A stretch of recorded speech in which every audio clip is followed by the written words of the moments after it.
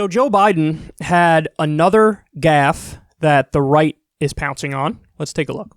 COVID-19, which are well beyond what they should be. It's estimated that 200 million people have died, probably by the time I finish this talk. 200 million people have died by the time I finish this talk. That's what he said. Now, the right is really running with this. They think they got a gem here that they're going to use on old Joe. Is Joe clearly struggling cognitively? Yes. I will freely admit that. I've been admitting that for a long time. He's sunsetting. That's for sure. I have no doubt about that. Here's another interesting thought. He's had a facelift. You go back and look at, what he looked like in 2010, 2012 or whatever, right? Maybe even later than that, maybe 2014, 2015 as well. He's got a big old turkey neck, He's got like loose skin.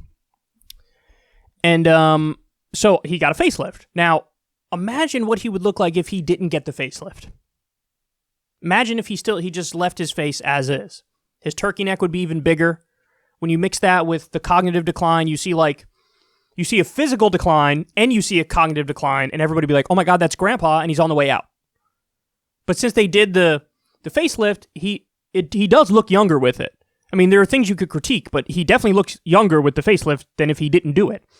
So if he didn't have the facelift, he would look terrible. It's almost like thinking of Trump without the blonde hair, the comb over, and the tan. A lot of people might think, "Oh, he'll look better like that." I've seen the pictures where they try to make it look like, here's what he looks like now, here's what he would look like in that scenario, and I think he looks worse. I think he looks really bad. I mean, he looks silly now, but he looks just bad if you get rid of the whole, thing he does. So anyway, yes, he's struggling. Biden is absolutely struggling. But here's the thing. This is not the sick burn that Republicans think it is. You want to know why? Because every single time you critique him and you correct him on this, you're telling the world that 200,000 Americans have died from COVID-19. There are other gaffes to pick apart from Joe Biden, where you're not reminding the country of the abysmal failure of the Trump administration. Every single time they run this clip, they have to be like, "Haha, what an idiot. It's only 200,000 Americans that are dead as a result of COVID-19 in America." And then everybody's going to be like, "That's still a lot, dog. Oh my God." So just to put that in perspective, the number of Americans who died from COVID-19, it's equivalent to more than 66 9/11s.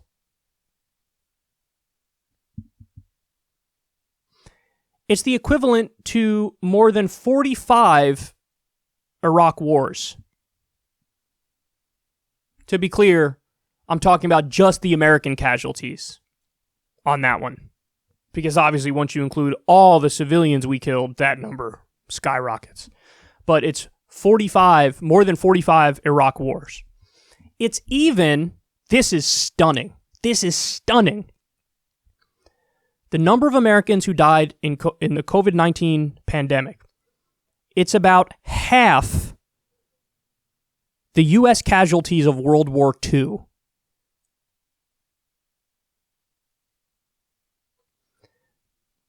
You do not, if you're a Republican, you do not, by any stretch of the imagination, want to focus anybody anywhere near this stuff at all. In fact, so much so, I'm almost a little skeptical in thinking maybe the Biden team did this on purpose.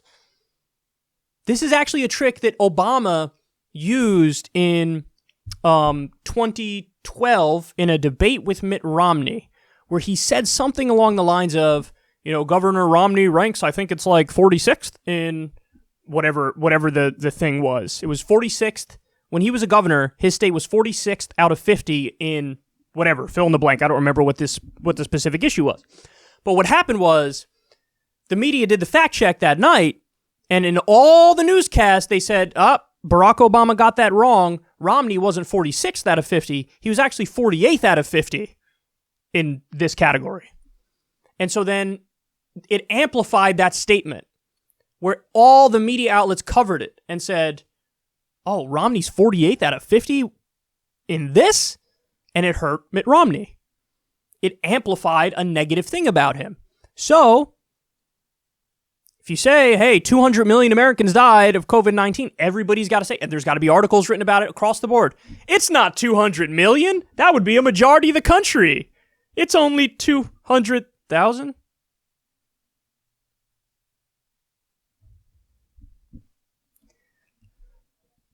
That's going to hurt.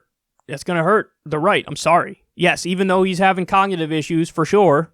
It's like, we already know that. You know what I mean? Like when you already know it, it's not really news. Yeah, I get it. He's sundowning. Obvious. And it's like, the substance of this is, yeah, not 200 million, 200,000. And by the way, how many of us haven't said million, confused million and billion, for example? 1,000 and million, that's a little different. But million and billion, all the time I do that shit, I'm sure. But go ahead, keep reminding people that we have 200,000 and rising American deaths. This election could ultimately be a referendum on Trump's